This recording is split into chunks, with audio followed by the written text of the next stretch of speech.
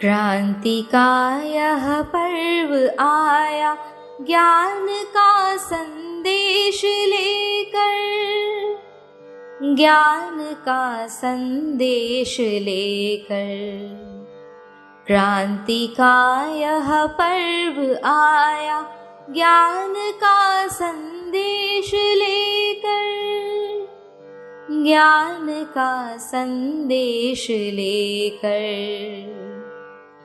यज्ञ के ही मंत्र से विश्व को गौरव मिलेगा,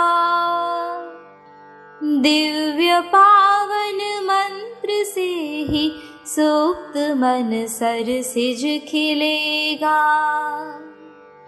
सब चले मिल शक्ति बनकर, सब चले मिल शक्ति बनकर, शांति का संदेश लेकर, शांति का संदेश लेकर। क्रांति का यह पर्व आया ज्ञान का संदेश लेकर, ज्ञान का संदेश लेकर। धर्म के प्रहरी बने हम, मान संस्कृति का करें हम, ज्ञान की पावन ऋचा से योग का मंदिर रचे हम। अग्निपथ पर बढ़ चले हम, अग्निपथ पर बढ़ चले हम, मुक्ति का संदेश लेकर, मुक्ति का संदेश लेकर। क्रांति का यह पर्व आया ज्ञान का संदेश लेकर, ज्ञान का संदेश लेकर। क्रांति का यह पर्व आया ज्ञान का संदेश लेकर, ज्ञान का संदेश लेकर। क्रांति का यह पर्व आया।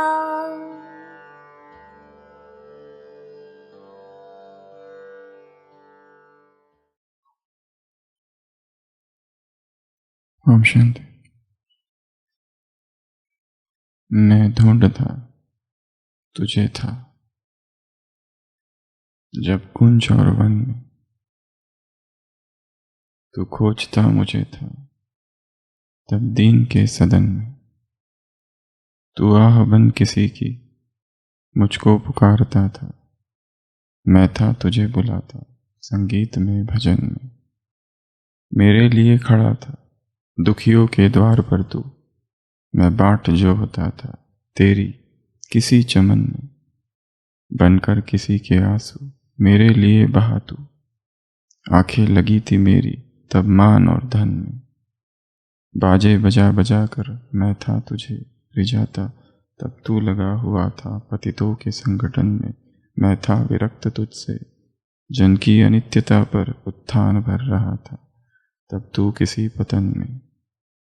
बेबस गिरे हुए की हो के तू बीच में खड़ा था, मैं स्वर्ग देखता था झुकता कहाँ चरण में। तूने दिए अनेकों अवसर न मिल सका मैं, तू कर्म में मगन था मैं व्यस्त था कथन में। तेरा पता सिकंदर को मैं समझ रहा था, पर तू बसा हुआ था फरहाद कोहकन में। क्रिसस की हाय में था करता विनोद तू ही, तू अंत में हंसाता महमूद के रुदन में। प्रहलाद जानता था तेरा सही ठिकाना, तू ही मचल रहा था मंसूर की डटन में। आखिर चमक पड़ा तू गांधी की हड्डियों में, मैं था तुझे समझता सुहराब पीले तन में। कैसे तुझे मिलूंगा जब भेद इस कदर, हैरान हो के भगवान आया हूं मैं शरण में। तू रूप है किरण में, सौंदर्य है सुमन में, तू प्राण है पवन में, विस्तार है गगन में। तू ज्ञान हिंदुओं में, ईमान मुस्लिमों में, तू प्रेम कृष्णों में, तू सत्य है सृजन में। हे दीन बंधु ऐसी प्रतिभा प्रदान कर दूं, देखूं तुझे ध्रुवों में, मन में तथा वचन में। कठिनाइयों दुखों का इतिहास ही सुयश है, दुख में न हार मानूं, सुख में तुझे न भूलूं, ऐसा प्रभाव कर दे मेरे अधीर मन में। कवि भगवान को खोज रहा है,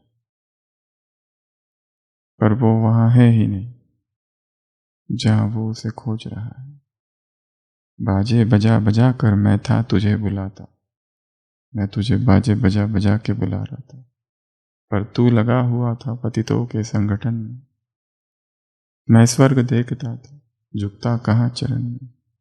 मैं तुझे ऊपर ढूंढ रहा था, तू नीचे था। अन्वेषण नाम की एक कविता। भगवान कहाँ है?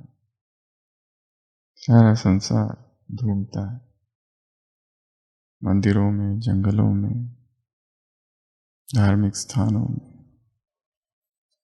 और योगी धीरे धीरे इस निष्कर्ष पर पहुंचता है कि जब तक जिनके बीच वो रहता है,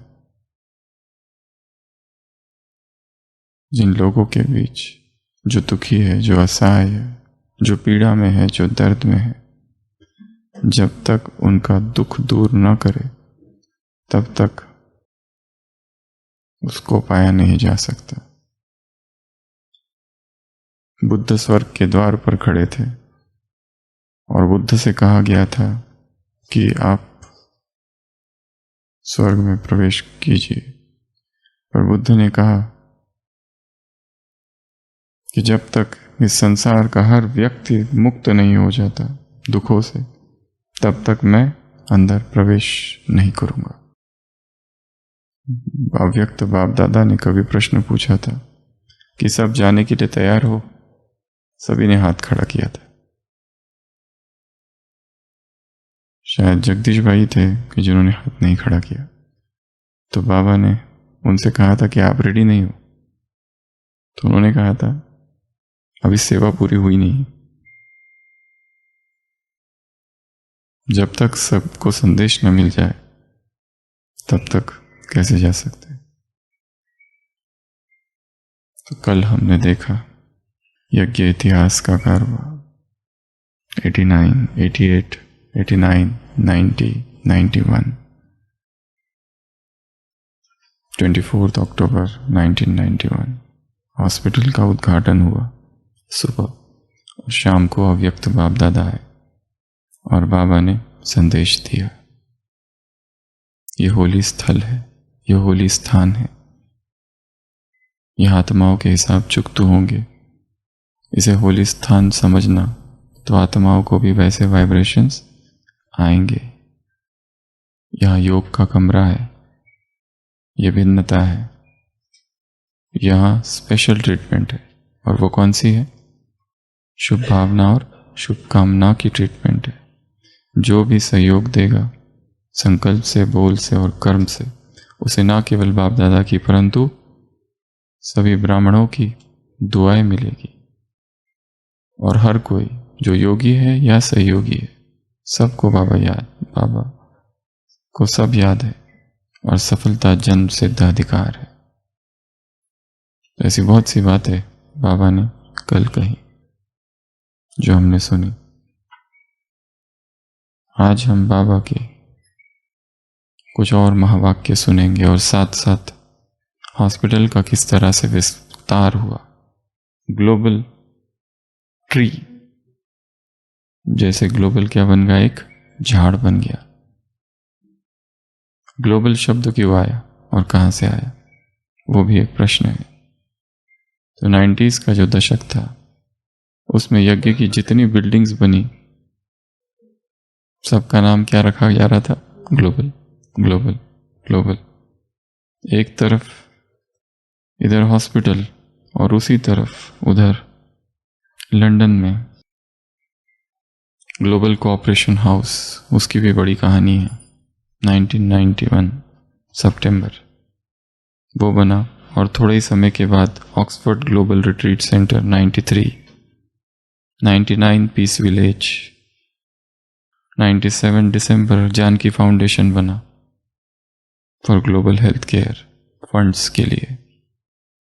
royal College of Physicians London में वो लॉन्च हुआ, जिसका फर्स्ट चेयरमैन डॉक्टर रे भट्ट थे, पेट्रन लॉर्ड नोरी। तो इस तरह से जो भी बिल्डिंग्स, मकान बनते गए, अधिकतर मकानों का नाम के पीछे क्या लगाया गया? ग्लोबल, विश्व के लिए। तो बाप दादा की ऐसी 18 मुरलियां है, टोटल 18, जिसमें बाबा ने हॉस्पिटल वालों से बात की, कभी कभी हॉस्पिटल वालों के साथ मधुबन वालों से भी बात की, कभी कभी उसी ग्रुप में आबू निवासी भी थे। तो आज हम वो सारी 18 मुरलियां देखेंगे। एक तो ये, और दूसरा साथ साथ हॉस्पिटल का विस्तार कैसे हुआ और किस किस तरह से विस्तार हुआ। तो आज इस भट्टी का कितवा दिन है? 100वां। और भट्टी का भी, और साथ साथ SFE सॉलिड फूड वैकेशन, तीव्र पुरुषार्थ का एक महत्वपूर्ण अंग है नियंत्रण, संयम। अपने मन को और आत्मा को एक नए पैटर्न में, एक नई हैबिट में ढालना, एक नया संस्कार क्रिएट करना, वो तब तक नहीं हो सकता जब तक आहार में परिवर्तन न हो। क्योंकि हमारा जो स्वभाव है या सबकॉन्शियस माइंड है, उसमें सबसे गहरे संस्कार दो चीजों के, एक काम और दूसरा आहार। ये दो ऐसे संस्कार हैं कि जो सबसे डीप है। सब सेवाएं करते हुए, ज्ञान योग की सारी धारणाएं होते हुए भी,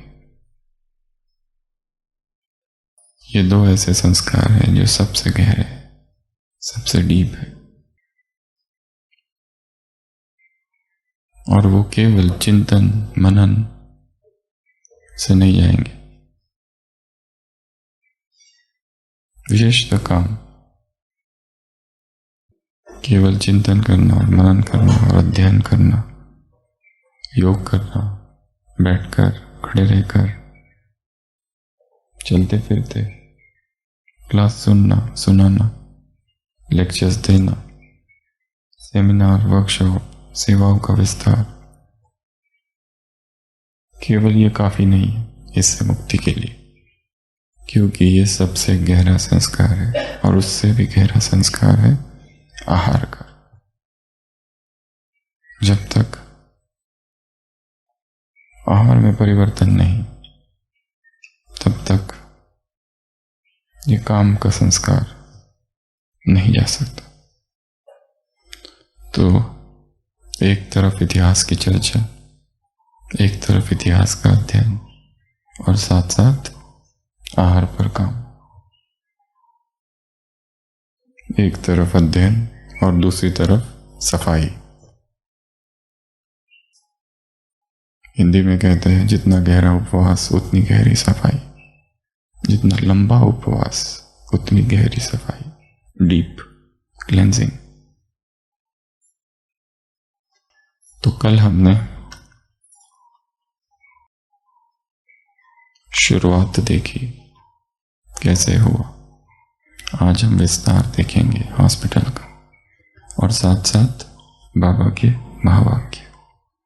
तो ऐसे टोटल 18 महावाक्य, या फिर कहो 18 मुरलियां, 18 मुरलीज, जो कल संदेश सुनाया था वो अलग, वो छोड़कर सबसे पहली मुरली है 10 दिसंबर 1992 की। हमने कल देखा था 24 अक्टूबर उद्घाटन हुआ। यहाँ पर 92 की बात है। दोनों से बाबा मिल रहे, मधुबन निवासी, हॉस्पिटल निवासी, दोनों ही अपनी अच्छी सेवा कर रहे, दोनों ही अपनी अच्छी सेवा कर रहे। ये ग्लोबल वाले शरीर को निरोगी बनाए, आत्मा को शक्तिशाली बना रहे, और मधुबन निवासी सभी को संतुष्ट करने की सेवा कर रहे। दोनों की सेवा देखकर बाप दादा हर्षित होते। सेवाधारी भी अथक बन सदा सेवा में सदा आगे बढ़ते रहते। सभी को सेवा की मुबारक। सालगांव में भी अच्छी प्यार से सेवा कर रहे। ज्ञान सरोवर का उद्घाटन हुआ 1995। 23 एकड़ की जमीन, 23 एकड़ जमीन, काम चालू हो चुका है। तो बाबा उनको भी याद कर रहे हैं जो वहां सेवा कर रहे हैं। तो सबसे फर्स्ट बात, शरीर को निरोगी बना रहे और आत्मा को शक्तिशाली बना रहे। ये सबसे पहली पॉइंट, यह सबसे पहला संदेश। बिना शारीरिक स्वास्थ्य के अध्यात्म में उन्नति मुश्किल है। जो व्यक्ति बीमार पड़ते रहता है, शरीर में कुछ न कुछ होते रहता है, वहां पर आध्यात्मिक उन्नति रुक जाती है, क्योंकि शरीर की बीमारी व्यक्ति को उदास बना देती है।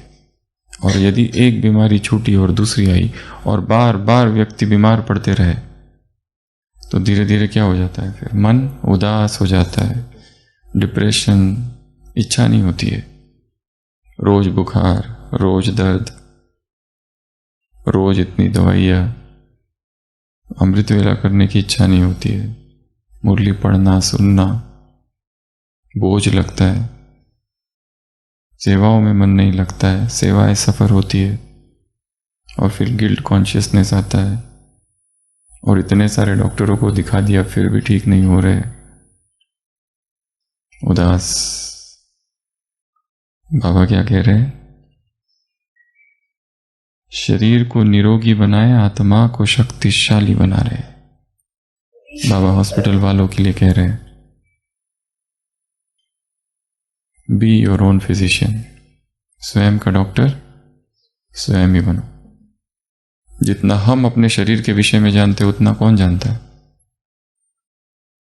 हॉस्पिटल में डॉक्टर के पास जाने के बाद डॉक्टर क्या पूछता है, क्या हुआ बताओ, हम उसको बताते हैं।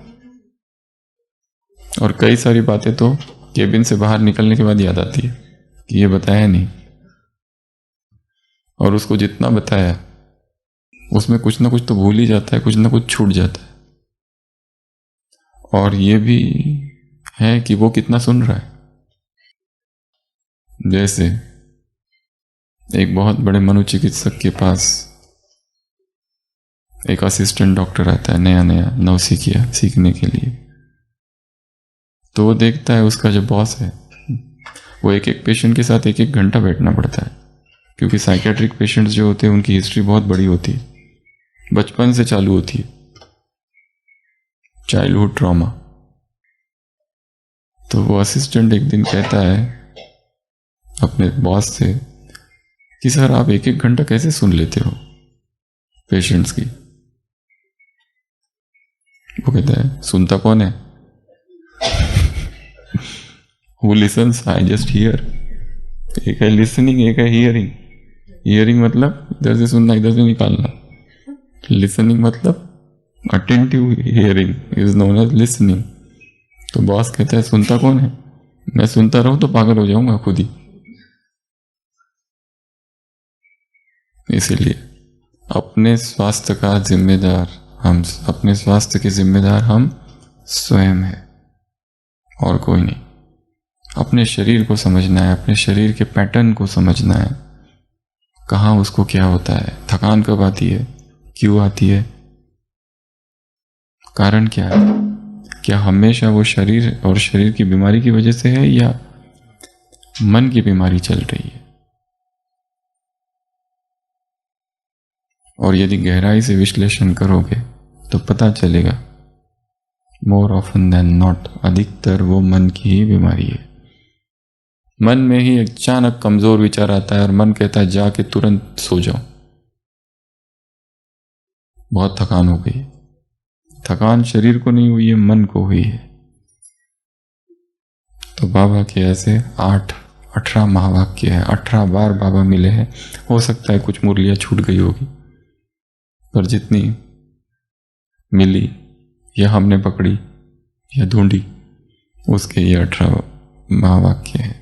तो सबसे पहला महावाक्य, मधुबन निवासी प्लस हॉस्पिटल निवासी साथ में बाबा से मिल रहे। 92 में ओम शांति भवन में बाबा कह रहे हैं हॉस्पिटल वाले शरीर को निरोगी बनाए, आत्मा को शक्तिशाली बना रहे, और मधुबन निवासी सभी को संतुष्ट करने की सेवा कर रहे हैं। कितना बड़ा काम है। जो भी यहां आ जाए वो संतुष्ट हो। और कई बार उनकी डिमांड्स ऐसी होती है, बहुत हाई डिमांड्स। भाई बहने आते हैं और साथ में टॉवेल लाना भूल जाते, कपड़े लाना भूल जाते, आए बराबर डिमांड करते ये हमको चाहिए। तो क्या करेंगे? इरिटेट होके देंगे या खुशी खुशी से देंगे? टूथपेस्ट भूल गया। तो सबसे पहला ये पॉइंट है। मुरली दूसरी, पॉइंट नंबर 2, 26 अक्टूबर 1991।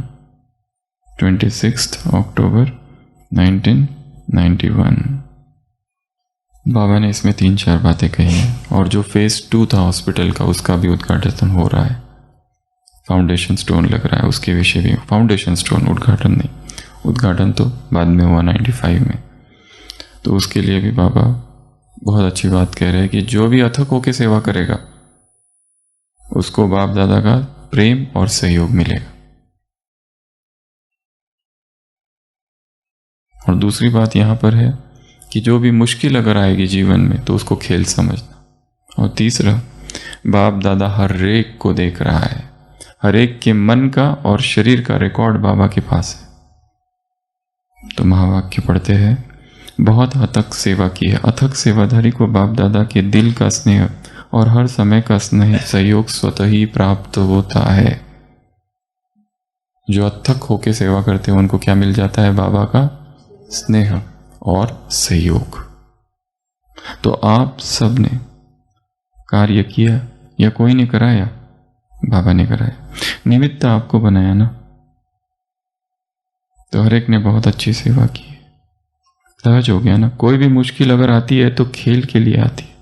समझो खेल कर रहे। कभी भी मुश्किल को मुश्किल नहीं समझना, मनोरंजन समझो तो मुश्किल सहज हो जाएगी। यह निमित्त बनना भी भाग्य की निशानी है। और ऐसा हो नहीं सकता कि तीव्र पुरुषार्थ के मार्ग पर मुश्किल ना आए। जो भी सब कर रहे और कोई उससे हटके कुछ करता है तो सबसे पहले ऐसे व्यक्ति को किस बात का सामना करना पड़ता है? विरोध, निंदा, अपमान, ग्लानि। पर बाबा क्या कह रहे हैं? सबको क्या समझो? मनोरंजन, एंटरटेनमेंट, मिकी माउस का खेल, कार्टून शो। अनेक आत्माओं की दुआएं प्राप्त करने का भाग्य, यह कम बात नहीं है। यह विरले को प्राप्त होता है। जिन्होंने भी हार्ड वर्क किया और समय पर कार्य पूरा किया, सबको पदम गुना मुबारक। बाप दादा वतन में बैठे भी देखता है कि क्या क्या कौन कर रहा है, चाहे दूसरा कोई देखे या न देखे, लेकिन बाप दादा सबको देखते हैं। सबके मन का रिकॉर्ड और तन का रिकॉर्ड दोनों ही देखते हैं। कितनी बड़ी बात बोल दी। बाप दादा सबको देखते हैं, शरीर के रिकॉर्ड को भी और मन के रिकॉर्ड को भी।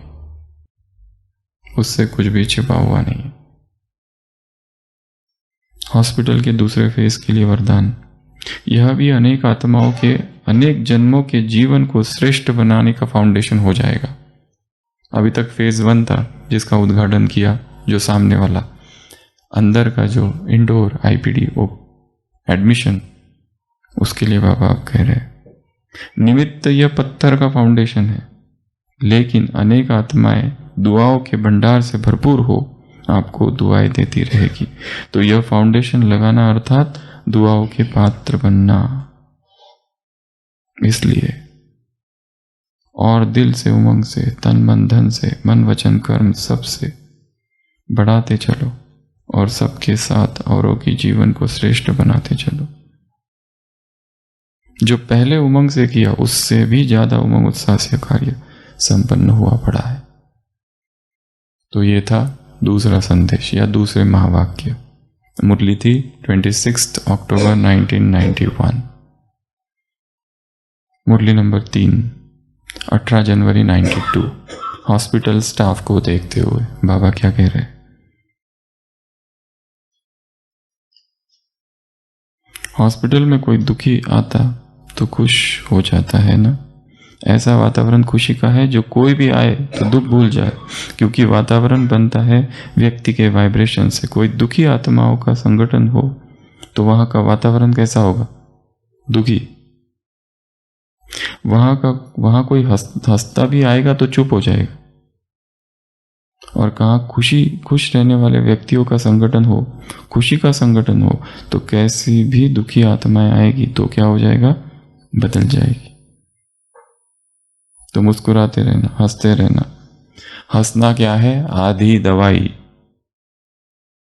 क्या कह रहा है बाबा? Smiling is half medication, half medicine.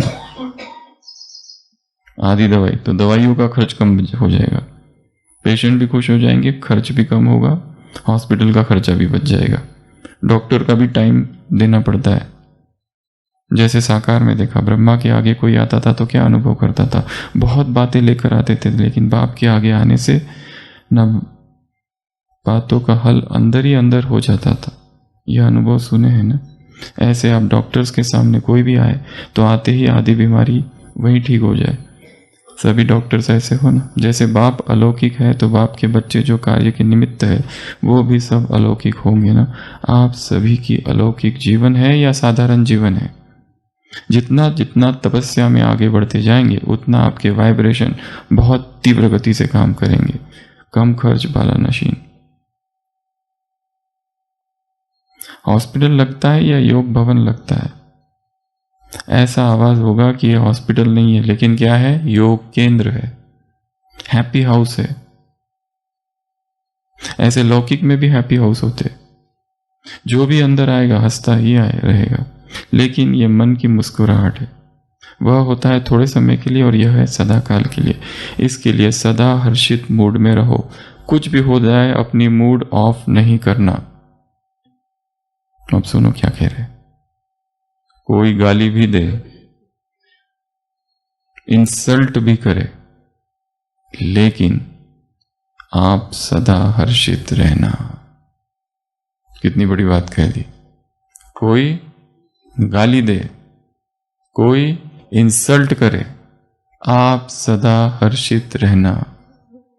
क्या बन जाए? ये योग केंद्र बन जाए, हैप्पी हाउस बन जाए। कोई भी आ जाए तो हंसता हुआ आ जाए, रोता हुआ है हंसता हुआ जाए। चाहे हॉस्पिटल, चाहे सेवा केंद्र, चाहे घर, चाहे मधुबन, कुछ भी। हैप्पी हाउस, खुशी के वाइब्रेशंस। और खुशी क्या है? आधी दवाई। अगर दवाई लेकर ठीक नहीं हो रहे तो समझना खुशी कम है। खुशी का डोज बढ़ाओ, खुशी का इंजेक्शन लगाओ। 92 18 जनवरी की यह मुरली है। और जैसे हमने कहा, साथ साथ हम कुछ और बातें भी देखेंगे। तो हॉस्पिटल की धीरे धीरे 5 ब्रांचेस खुल गई। सबसे पहली नीचे आबू रोड में जीवी Modi rural health care centre, 94 में खुल गया। देखा होगा सबने, शांतिवन के बाजू में सूरत का मोदी परिवार था, उनके द्वारा। और हॉस्पिटल पेट्रन थे एक रॉबिन राम से, ऑस्ट्रेलिया के। साथ में वहाँ आय हॉस्पिटल भी था, बाद में वो फिर उधर शिफ्ट हो गया। तो सबसे पहला ब्रांच, 5 ब्रांचेस है टोटल। पहली 94 में जीवी मोदी, उसके बाद में 2003 में GHIO ग्लोबल हॉस्पिटल और ऑप्थेल्मोलॉजी का जो सेंटर है नीचे, वो खुला। फिर उसी को बाद में उसकी नई विंग खुली, PC Parmar foundation global hospital आई केयर सेंटर 2007 में। और 2007 में ही ट्रॉमा हॉस्पिटल भी खुला। तो पहला जीवी मोदी। जैसे सेवाओं का विस्तार होते गया, नई नई बिल्डिंग्स लेते गए। और ये केवल हॉस्पिटल के साथ ही नहीं, जैसे हमने लंदन में भी देखा, भारत में भी देखा, अमेरिका में भी पीस विलेज, नैरोबी में स्थान बढ़ते गए, नई नई जगह लेते गए, नए नए इमारत आती गई। तो सबसे पहला जीवी मोदी, दूसरा जो था वो आई हॉस्पिटल, तीसरा ट्रॉमा हॉस्पिटल 2007, और उसी बीच में 2002 में BSCS MG हॉस्पिटल मुंबई, जहां पर BMC तो उसने ज़मीन दी, BSCS जो था उसने कंस्ट्रक्शन किया, इक्विपमेंट सप्लाई किया और ग्लोबल हॉस्पिटल को सौंप दिया मैनेज करने के लिए। तीनों मिलकर BSCS MG हॉस्पिटल जो अंधेरी में है, वेस्ट में, वो हुआ। तो ये थी एक ब्रांच। और उसके बाद में 5वीं ब्रांच शिवमनी, वो खुला 2010 में। ओल्ड एज होम जिसको कहते हैं, महेश भाई पटेल, उनके माताजी ने शरीर छोड़ा और उनके परिवार वालों को यह संकल्प था कि कुछ किया जाए सबके लिए, दूसरों के लिए। एक ऐसा घर बनाया जाए जिसमें सभी बूढ़े लोग रहे और जिनको ये अनुभव हो कि ये हम अपने घर में है और मधुबन में है। तो 2010 में ये शिवमनी खुला, जहाँ पर नीचे 30, ऊपर 30, ऐसे लगभग 60 कमरे, 29। तो इस तरह से वो डिवोट किया गया और वहाँ पर बहुत सारी एक्टिविटीज़ होती रहती है। सबको लगता है जैसे हम अपने घर में हैं। तो ऐसे एक के बाद एक ये ब्रांचेस खुलती गई। Total 5 branches. Total 5 branches. शुरुआत ऊपर से हुआ, जीवी Modi 1, eye hospital, trauma hospital, BSCS hospital और लास्ट शिवमनी। तो जैसे जैसे फंड्स आते गए और जैसे जैसे लोग सहयोगी बनते गए, वैसे वैसे विस्तार होता गया। 94, 2002, 2003, 2007, 2010।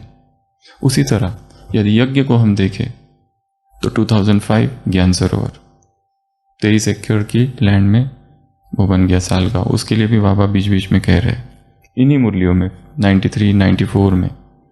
धीरे धीरे शांतिवन 96, धीरे धीरे सोलार 2010।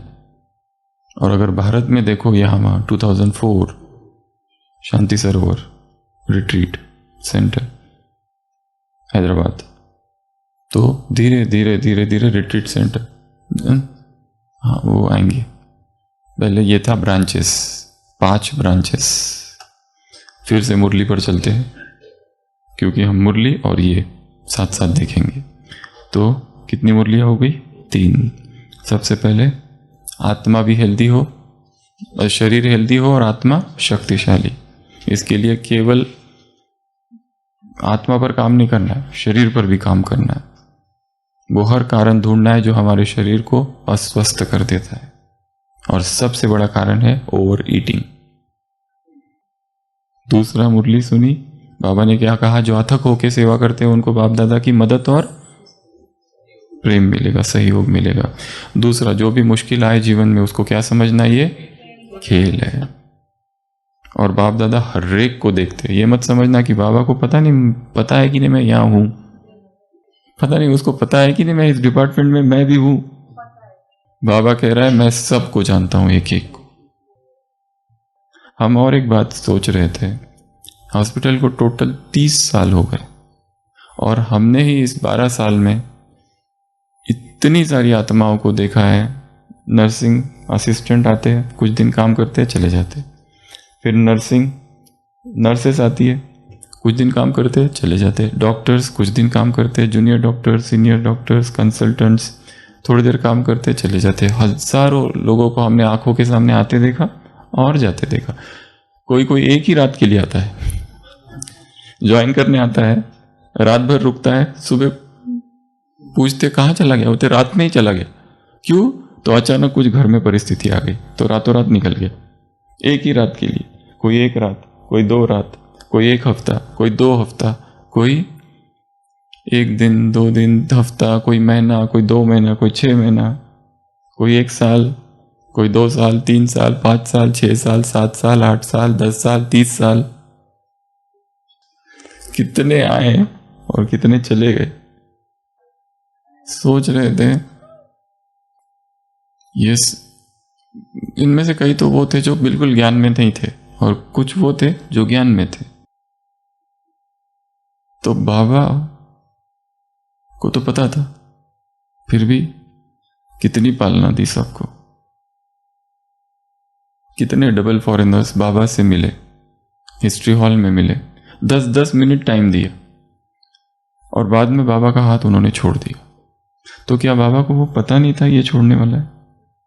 तब भी पता था, फिर भी उसके प्यार में कमी नहीं है। ऐसा है भगवान। उसको त्रिकालदर्शी है। क्या सुना कि बाबा हर एक को जानता है। मन का रिकॉर्ड भी है और शरीर का भी रिकॉर्ड है, अर्थात आपके शरीर में जो बीमारियां हैं, दर्द है, वो भी उसको पता है। रात भर घुटनों में जो दर्द हुआ और कमर में जो दर्द हुआ, ये मत समझना कि अमृत पेला उसे वो पता नहीं है। कितना रात भर पुरुषार्थ करके उठ के आया है, ये भी बाबा नोट कर रहे ऊपर बैठ के। तो ये भगवान का स्वभाव है, चाहे कोई रहे चाहे कोई ना रहे, सभी से प्यार। तो ये मुरली दूसरी। और तीसरी मुरली हमने सुनी, खुशी का वातावरण हो, खुशी न जाए। खुशी क्या है, हंसना क्या है, आधी दवाई। जो पेशेंट खुश रहते वो जल्दी ठीक होते और जो दुखी रहते उनके ठीक होने में बहुत टाइम लगता है, ठीक ही नहीं होते, दवाई लागू नहीं पड़ती है, ऐसा कहते हो, दवाई सूट नहीं हुई, ऐसे शब्द होते हैं। और कोई इंसल्ट करे या गाली दे तो भी क्या, तुम्हारा मूड चेंज ना हो। ये भगवान का आदेश ही समझ लो। अगर श्रीमत थोड़ा हल्का शब्द लगता है और कहते हैं कि ये भारी है, नहीं होता हमसे, तो भगवान का आदेश है, ऑर्डर है, सुप्रीम कमांडर का ऑर्डर अपनी रूहानी सेना के लिए। अब आ जाओ मुरली नंबर 4। 16 दिसंबर 93। हॉस्पिटल और आबिन निवासी बाप दादा के सामने बैठे हैं। इसमें बाबा ने कहा है, हॉस्पिटल वाले, आबू वाले, इनकी पालना कहाँ से हो रही है? मधुबन से। इनको क्या मिल रहा है? मुरली, भोजन, ऊंचा वायुमंडल, श्रेष्ठ संग। इसलिए अपने भाग्य के गीत गाते रहो। खुशी ना जाए, माया आए या माया का बाप आ जाए, परंतु खुशी ना जाए। नाचते रहो और गाते रहो, माया का बाप ही क्यों ना आ जाए, पर तुम्हारी खुशी बिल्कुल नहीं जानी चाहिए। तो बाबा कह रहे हैं, आप सभी तो बहुत अच्छे, बहुत बहुत भाग्यवान है, क्योंकि मेजॉरिटी मधुबन निवासी हो या समझते हो कि मधुबन और हॉस्पिटल अलग है। मधुबन निवासी हो ना, किस वातावरण में रहते हो? मधुबन के वायुमंडल में रहते हो या अलग हॉस्पिटल के वायुमंडल में रहते हो? क्योंकि सबसे बड़ी पालना है ज्ञान की पालना, मुरली की पालना। तो वो हॉस्पिटल या अलग अलग घरों में सुनते हो व मधुबन में ही सुनते हो, तो सबसे श्रेष्ठ पालना कौन सी है? मुरली की पालना। तो मुरली क्या है? एक पालना, वो शरीर की पालना, वो आत्मा की। और दूसरी पालना है ब्रह्मा भोजन की पालना, एक आत्मा की, एक शरीर की। तो दोनों मधुबन में होता है ना। अगर कोई घर में भी खाते हो तो क्या याद करके खाते हो? मधुबन में बैठे हैं ना, और हॉस्पिटल वाले तो खाते ही मधुबन में है। तो कितने लकी हो, सदा ब्रह्म भोजन मिलता है। यह कम भाग्य नहीं है। सदा आत्मा की पालना विशेष आत्माएं द्वारा होती रहे, यह भी कम पालना नहीं। सदा वायुमंडल श्रेष्ठ मिलता है, श्रेष्ठ संग मिलता है, कितना भाग्य। अमृत वेले से लेकर रात तक अपने भिन्न भिन्न भाग्य को स्मृति में लाओ। दिनचर्या के आदि में ही पहला भाग्य भाव से मिलन मनाना है। दुनिया तड़पती रहती है और आप अमृत वेले से रात तक मिलन मनाते रहते हो। अगर रात को सोते भी हो तो कहाँ सोते हो? बिस्तर पर। तो देखो, आदि में भी भाग्य, मध्य में भी भाग्य, अंत में भी क्या? भाग्य ही भाग्य। तो सदा अपने भाग्य की लिस्ट अपने सामने रखो। अगर भाग्य का चिंतन नहीं करेंगे तो कौन सा चिंतन होगा? व्यर्थ, निगेटिव। निरंतर सोचते रहो मुझे क्या क्या मिला है,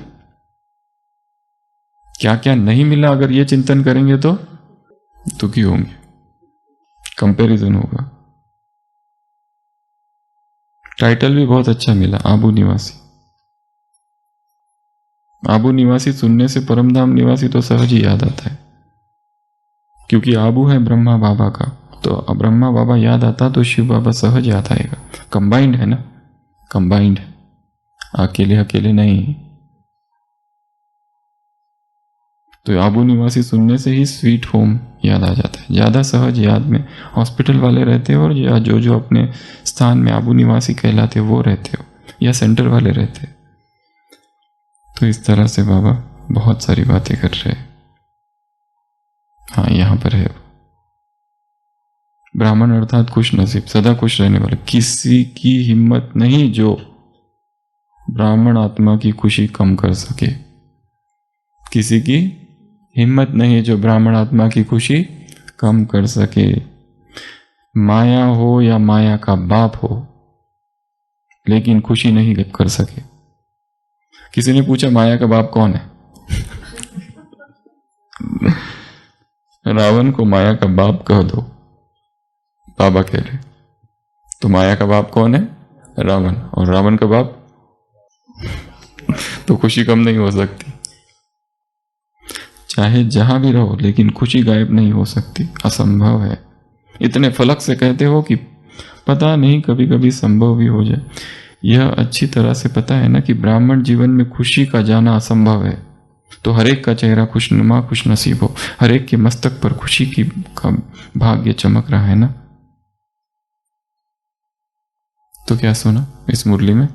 खुशी गायब ना हो, चाहे कोई भी आ जाए, कुछ भी हो जाए। तो हॉस्पिटल के हमने देखे 5 ब्रांचेस, 4 आउटरीच प्रोग्राम्स है। कौन कौन से?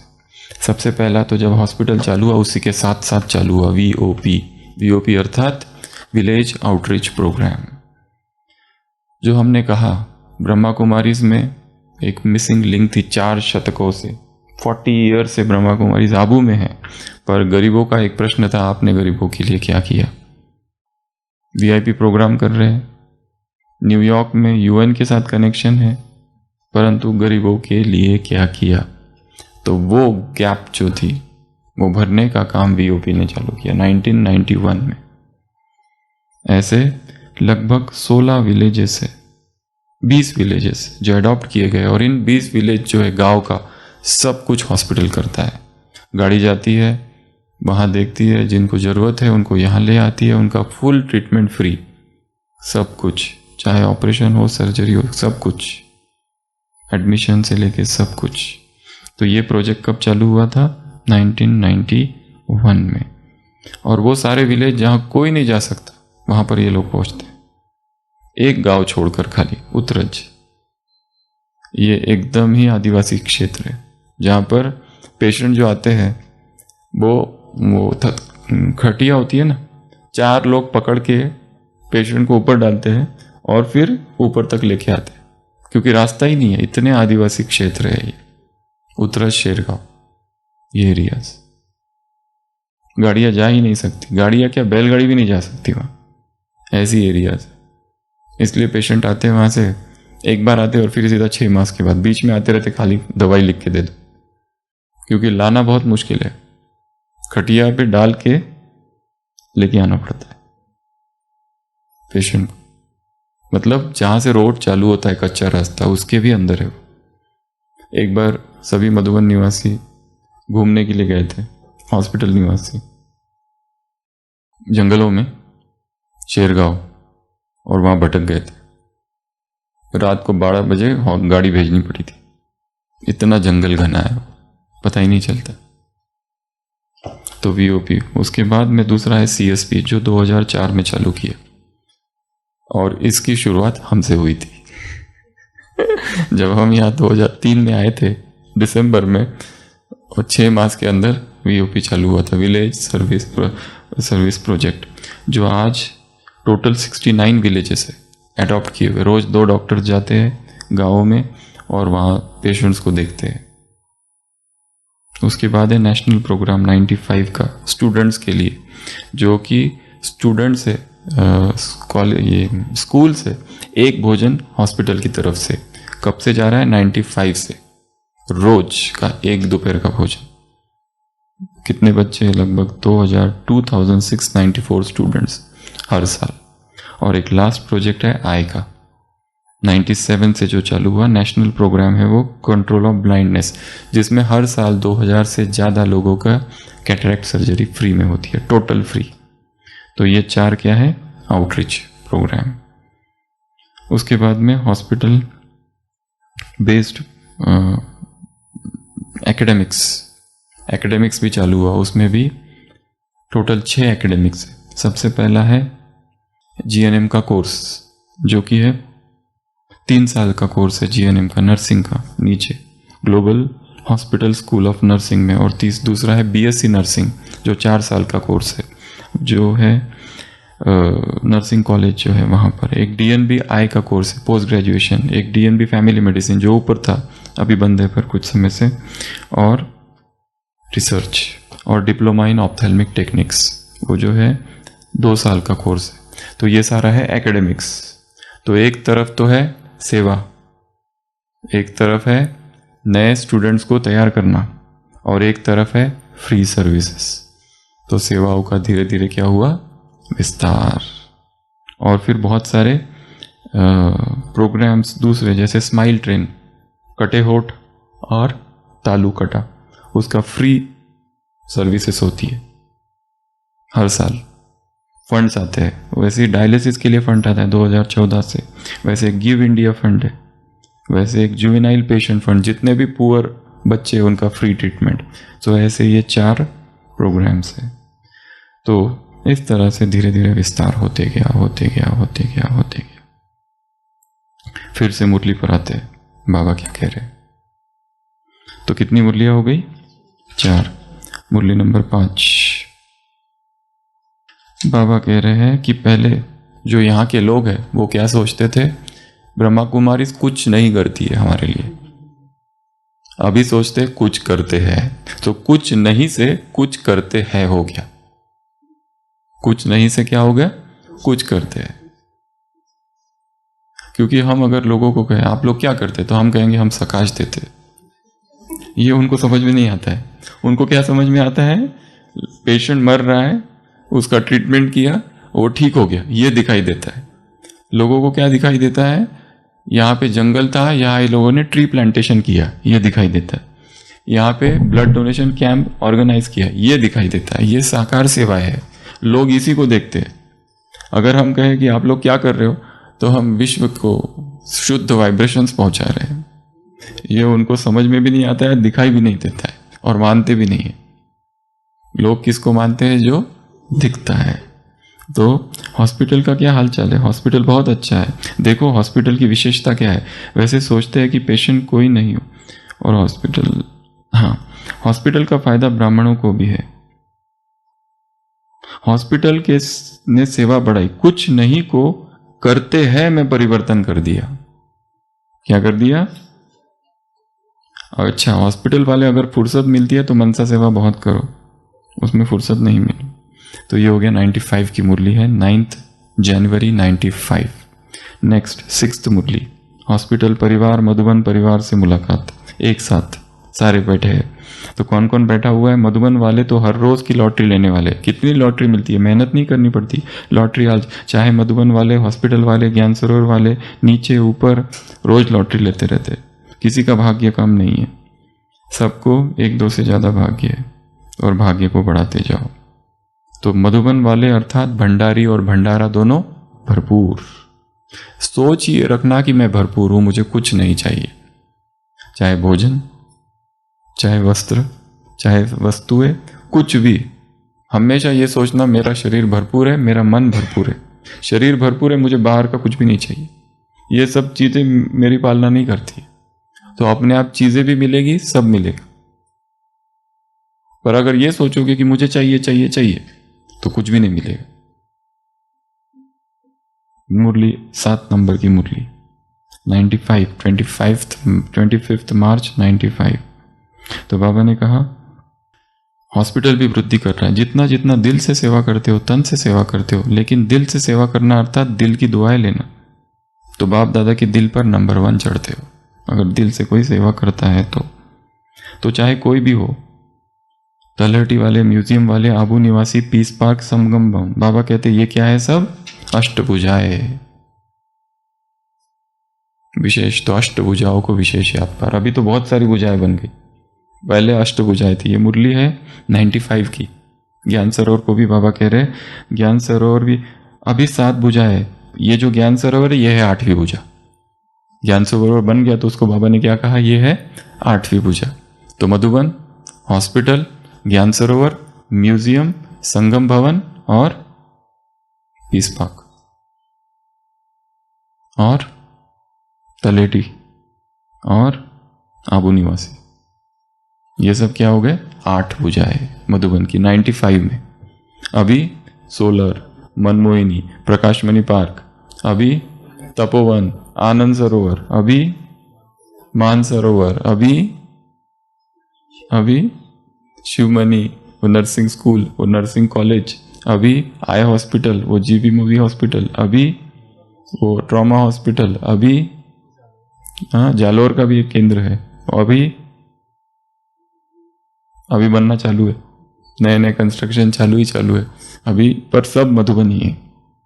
क्या समझना है? सभी मधुबन। आबू निवासी, तलेटी निवासी, सब मधुबन है। नेक्स्ट 21 नवंबर 98 ट्रस्टी आए हैं हॉस्पिटल के, उनसे पापा मिल रहे। हॉस्पिटल की सेवा कर रहे हो, शरीर की भी सेवा, तो डबल सेवा के निमित्त हो। चांस लेने वाले चांसलर, डबल ट्रस्टी, हॉस्पिटल के भी ट्रस्टी, जीवन के भी ट्रस्टी। क्या समझना है? निरंतर मैं ट्रस्टी हूं। जैसे अगर कोई ट्रस्ट बनाया और आपको ट्रस्टी बना दिया जाए तो हमेशा क्या रहेगा बुद्धि में? मैं ट्रस्टी हूं, मैं ट्रस्टी हूं। कोई कंपनी है और उसको आपको ट्रस्टी बना दिया जाए, सोचो भगवान ने भी, ये यज्ञ एक ट्रस्ट है, हम कौन है? ट्रस्टी। बाबा ने वैसे ट्रस्टी तो बनाया था, जो कन्या को सबको अपना विल कर दिया था, ट्रस्ट था ना, समिति। नेक्स्ट मुरली ये थी 21/11/98। नेक्स्ट 9वीं मुरली 1 मार्च 99 की। ये बहुत बड़ी मुरली है, इसमें बहुत सारी बातें बाबा ने कही है। 9th, एक तो खुशी कभी भी न जाए, एक रस रहना है, मौजों की जीवन है, पेपर पास करना है, मौज में रहने वाले सेवाधारी हो। हॉस्पिटल में रहने वाले सेवाधारी नहीं हो, मौज में रहना है। कंफ्यूज होने वाले नहीं हो, मूंझने वाले नहीं हो, मौज में रहने वाले हो, और सदा खुशी रहे, एक रस। सब जगह बाबा एक बात तो हमेशा कह रहे, खुशी खुशी खुशी खुशी खुशी। खुशी न जाए, क्योंकि जब खुशी चली जाती है तब व्यक्ति असंतुष्ट होता है, और जब असंतुष्ट होता है तब छोड़ने का विचार आता है, नाराज हो जाता है, उदास होता है, सोचता है यहां नहीं रहना चाहिए अब मुझे। कारण फिर कोई भी हो, पर सबसे गहरा कारण क्या होता है? असंतुष्टता, खुशी का गायब होना। फिर ऊपर से ढेर सारे कारण बन जाते हैं। तो नेक्स्ट मुरली ये आप पढ़ सकते हैं डिटेल में, ग्रुप्स पे सारा भेज देंगे। उसके बाद में नेक्स्ट मुरली है 30 नवंबर 99 की। 1-2 लाइन है केवल। आप सभी क्या कमाल करेंगे, जो पेशेंट आवे उनको पेशेंस देकर दूसरों को लेकर आओ। पेशेंट को पेशेंस देना, पेशेंट को क्या देना? पेशेंस। पेशेंस अर्थात धीरज, आदत। धीरज धरो, सब ठीक हो जाएगा। क्योंकि पेशेंट को थोड़ी भी बीमारी हो जाती है तो उसको ये लगता है कि मैं अब ठीक होने वाला नहीं हूँ, हिम्मत ही कॉन्फिडेंस ही चला जाता है उसका। लकवा हो गया तो सोचता है अब मैं कभी नहीं चल सकूंगा, बड़ा एक्सीडेंट हो गया, फ्रैक्चर हो गया तो सोचता है मैं पता नहीं चल पाऊंगा कि नहीं। तो क्या देना है उसको? हिम्मत। नेक्स्ट 11वीं मुरली ग्लोबल हॉस्पिटल के ट्रस्टियों से 11/3/2002। ट्रस्टी उठो। ये एक अच्छी बात पापा ने कहा, कमाल की बात हंसने की है। सभी से ज्यादा हॉस्पिटल को फायदा। बाप दादा ने देखा मधुबन वालों को भी क्या है, कोई भी शरीर छोड़ता है ना तो मधुबन वालों का नाश्ता बंद नहीं होता। और यहाँ तो हर सीजन में 2-4 तो होते ही। फायदा है ना मधुबन वालों को, खाना तो बंद नहीं होता और बच्चों को भी फायदा है। और लेकिन सोशल वर्क के हिसाब से भी आबू निवासियों की वृत्ति चेंज होने लगी है। हॉस्पिटल के सेवाधारी उठो, अच्छा है। भुवनेश्वर में भी एक हॉस्पिटल खुली है, कौन सी है ये पता नहीं, हाँ पर कौन सी, तो बाबा वही ये कर रहे। नेक्स्ट 18 अक्टूबर 2002 में वही भाग्य की बात, भाग्य का सितारा चमकता रहे, वाह वाह वाह वाह वाह वाह वाह वाह भाग्य वाह, खुशी न जाए। नेक्स्ट और एक उसी मुरली में एक एक सेकंड इंपॉर्टेंट है, एक सेकंड भी वेस्ट ना हो और अभिमान ना आए। जो भी मिल रहा है वो प्रभु प्रसाद समझो। ये बहुत बड़ी मुरली है।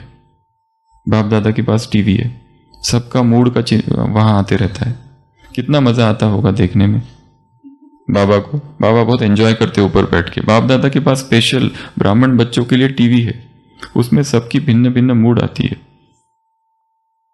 एक ही दिन में सुबह एकदम हंसते हुए नाचते हुए, फिर दोपहर में कोई इंसल्ट कर देता है, अपमान कर देता है तो उदास नाराज, फिर शाम को कोई तारीफ कर देता है तो फिर मूड खुश। सारा खेल मैं का है, अहंकार का। अहंकार को जो खुशी देता है उसके पास जाने की इच्छा होती है, और जो अहंकार को ठेस पहुंचाता है उससे हम दूर दूर भागते। वो वहां से आ रहा है, हम इधर से क्योंकि सारा खेल कहाँ है? मैं का। नेक्स्ट 25 अक्टूबर 2002। ये बहुत अच्छी पॉइंट कही। ये हॉस्पिटल नहीं है, केवल नाम हॉस्पिटल है, लेकिन आत्माओं को बाप से मिलाने का साधन है। केवल नाम हॉस्पिटल है, परंतु क्या है ये? आत्माओं को बाप से मिलाने का साधन। रोज की ओपीडी 300 की होती है लगभग, सारे डिपार्टमेंट्स मिला के, और हर दिन और एक मास में लगभग 300 एडमिशंस सारे डिपार्टमेंट्स के मिला के। और हॉस्पिटल में बहुत सारे, जैसे अभी भामाशाह स्कीम है एक, जो अभी पहले थी, अभी वो उसके साथ जोड़ दी प्रधानमंत्री आयुष्मान भारत के साथ, तो उसमें कई सारे लोगों की फ्री ट्रीटमेंट होती है। और जो सीआरपीएफ है यहाँ का, वो भी इससे सब जुड़ा हुआ है। तो वो जितने सीआरपीएफ के लोग हैं वो सबका लिंक है, इंश्योरेंस और वो सब, तो उसकी वजह से बहुत सारे लोग संपर्क में आते हैं। और बहुत सारे लोग सीआरपीएफ में भी अभी बहुत सारे भाई बहने हैं जो ज्ञान में चल रहे, कुछ क्लास में भी आते हैं। तो धीरे धीरे कुछ ना कुछ तो संपर्क में आते ही है और सेवाओं से प्रभावित होते हैं।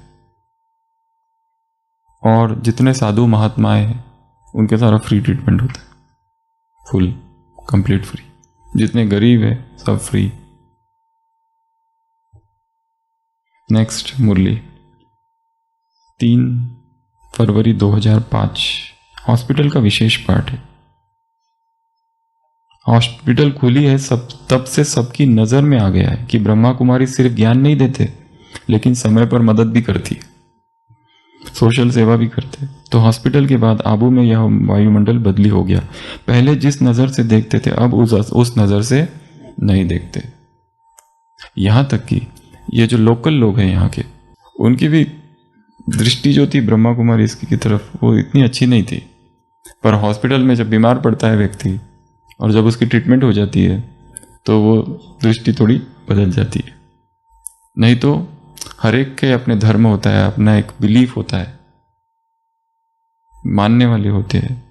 यहाँ पे आर्य समाज है, कितने सारे लोग हैं, अलग अलग मत वाले। पर जब यहाँ पे आर्य समाज गुरुकुल है, गुरुकुल के कितने सारे बच्चे हैं, वो सब आते हैं हॉस्पिटल। शंकर मठ कितने सारे हैं, संत सरोवर के जितने हैं, वो जितने मंदिर हैं यहाँ के, रघुनाथ मंदिर से लेके सब सब सब सभी आते और खुश होके जाते। तो ये भी एक है। अभी सहयोग की नजर से देखते हैं, ज्ञान माने या ना माने। हम तो कभी चर्चा भी नहीं करते हॉस्पिटल में, कभी कोई ज्ञान की चर्चा नहीं, कभी किसी को कोई ज्ञान नहीं देते। हाँ, जिनके पास समय है और जो दे सकते हो देते, उनकी अच्छी ओपड़ी अच्छी चलती और उसमें भी बहुत खुश हो जाते हैं लोग। ज्ञान माने या ना माने, पर सहयोग की नजर से देखते हैं। अगली मुरली 15वीं, अशोक मेहता सर आए हैं, उनसे बाबा मिल रहे हैं। इस हॉस्पिटल से भी कई वीआईपी को संदेश मिलेगा। हेल्थ का नाम सुन करके अट्रैक्शन होती है। जैसे यहाँ भी ग्लोबल हॉस्पिटल खुलने के बाद वायुमंडल चेंज हो गया। हेल्थ का नाम सुन के सब आजकल हेल्थ कॉन्शियस बहुत है। ज्ञान सुनाओ तो किसी को पसंद नहीं है, पर उनको कहो ये तुमको डायबिटीज है ना, उसमें ये करना चाहिए, तुमको शुगर है ना, तुमको बीपी है ना, हाँ तब मानते हैं, बाकी नहीं मानेंगे। आत्मा परमात्मा का ज्ञान सुनना सबको पसंद थोड़ी आता है, इरिटेट हो जाते हैं लोग। प्रवचन समझते कहते धर्म की बात है, हम हमारे पास टाइम कहाँ है। लोग यहाँ उठते हैं रात में, आबू तीर्थ, आबू टूरिस्ट प्लेस है, दुकानें कब बंद होती है? 12 बजे, 1 बजे। हमारे जो पेशेंट्स आते हैं वो कहते हैं रात को सोते कितने बजे? 2 बजे। 12 बजे तो घर आते, 1 बजे भोजन करते, फिर टीवी देखते, 2 बजे सोते, 10 बजे उठते, फिर 12 बजे से दुकान चालू। ये दिनचर्या है लोगों की। अब इनको हम कहे आत्मा, अमृत वेला, परमात्मा, नहीं हो पाता, मुश्किल है, कठिन है, क्योंकि उनकी दिनचर्या ये है। और वो क्या करे, क्योंकि टूरिस्ट है, टूरिस्ट का टाइम शाम का है, सुबह थोड़ी टूरिस्ट होते। मार्केट, दुकानें सब, तो वहां फिर धीरे धीरे जब उनको समझ में आता है कि ये दिनचर्या से कितनी हानि है, एसिडिटी, गैस, कितने जितने होटल्स है माउंट में, उनके जितने वेटर्स और ये सारे लोग है सब आते हैं। पर इस कौन सी समस्या? पेट की, क्योंकि वो घर पे नहीं खा पाते, क्योंकि उनको शाम की ड्यूटी होती है, तो रात का भोजन उनका होटल का होता है। दूसरे ये फोटोग्राफर्स, नक्की पर जो होते हैं ना, वो सारे, फिर वो घोड़े चलाने वाले, ये सब हमारे दोस्त हैं पुराने दोस्त हैं इनसे, घोड़े चलाने वाले, फोटोग्राफर्स, दुकान वाले ये सब पीने वाले इनसे तो बहुत ज्यादा गहरी दोस्ती है, आते ही रहते हैं ना। नेक्स्ट, फिर उसके बाद में 16वीं मुरली 31 मार्च 2007, डॉक्टर अशोक मेहता सर से मिल रहे हैं। एवर रेडी का प्रैक्टिकल रूप दिखाया, पुरुषार्थ में भी एवर रेडी। हॉस्पिटल का काम तो चलता ही रहेगा, नवीनता करके दिखाओ, ऐसी प्रसिद्धि हो। जैसे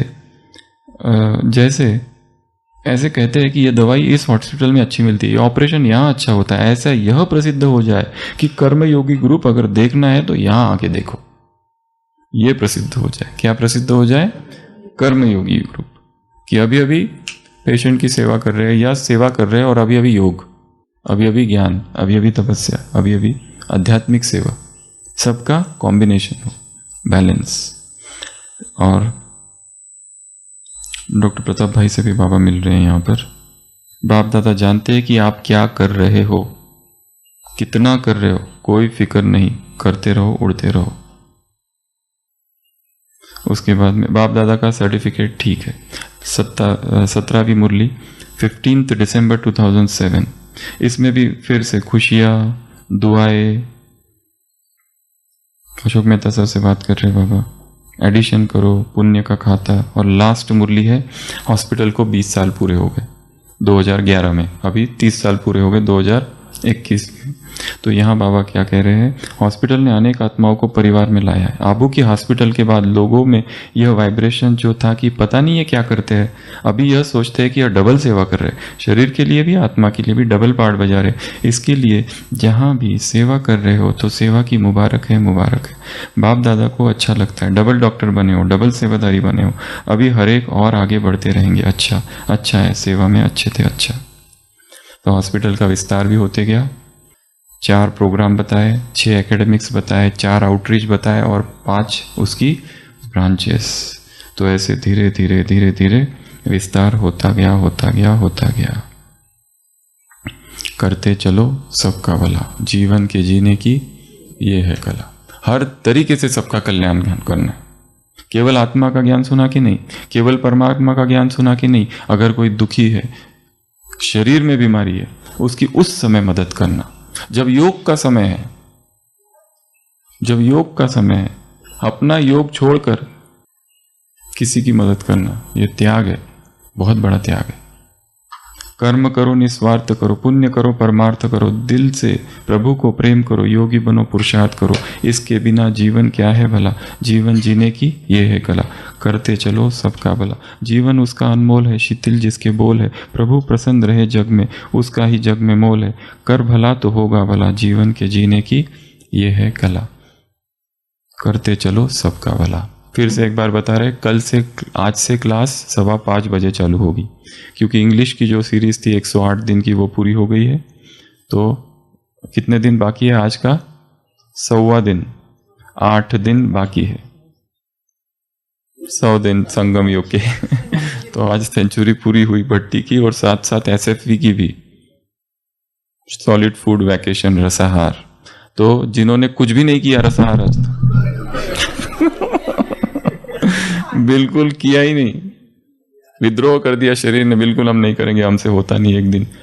अंतिम 8 दिन बाकी है, कम से कम ये 8 दिन तो कर दो तो पूरे 100 दिन का पुण्य मिल जाएगा।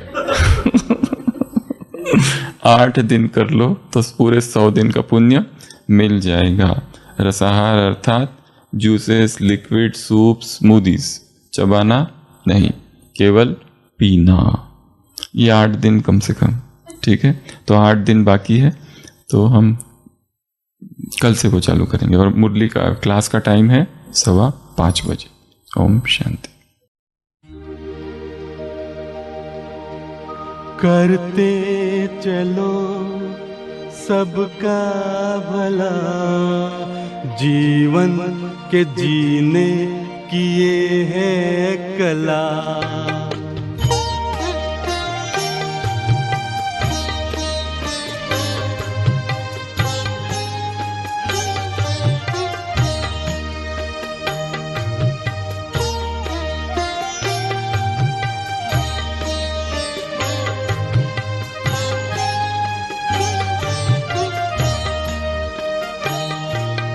करते चलो सबका भला, जीवन के जीने की ये है कला। करते चलो सबका भला, जीवन के जीने की ये है कला। करते चलो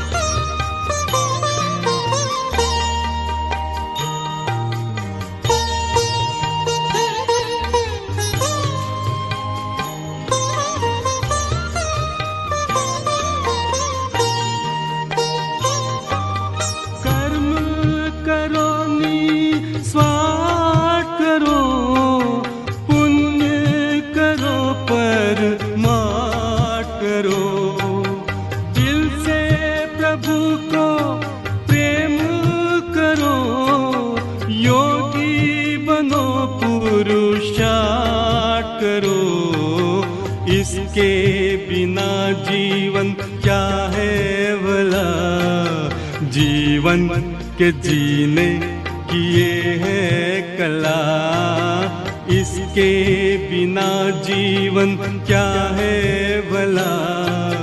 जीवन के जीने की ये है कला, करते चलो।